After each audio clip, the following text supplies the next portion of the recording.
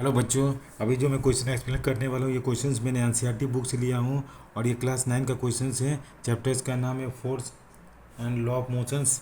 Now see the question. Using a horizontal force of 200 newtons, you intend to move a wooden cabinet across a floor at a constant velocity.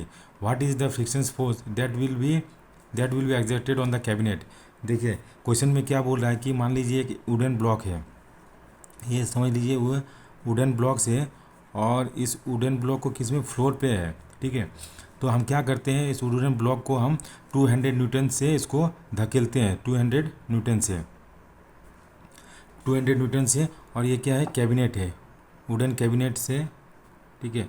तो अब इसमें हम जब 200 Newton से हम इसको धकेलते हैं तो क्या करता है कि अक्रॉस ए फ्लोर, और क्या विथ ए कांस्टेंट वेलोसिटी। तो मेरा जो भी है वेलोसिटी भी इक्वल टू कितना है, मेरा कांस्टेंट है।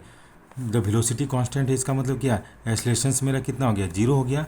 तो अब देखिए, तो ये जो अप्लाइड फोर्स है ये इस डायरेक्शंस पे आएगा, तो फ्रिक्शन फोर्स कितना है, अपोजिट डायरेक्शंस पे आएगा।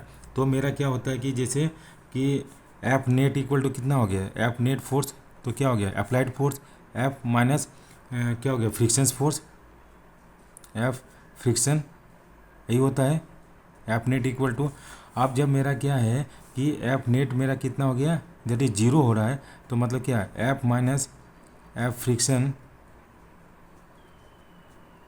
इज इक्वल टू कितना हो गया, ये मेरा जीरो है। तो मैंने अप्लाइड फोर्स कितना दिया, अप्लाइड फोर्स कितना है 200। तो F equal to 200 minus F friction is equal to कितना हो गया, जीरो हो गया।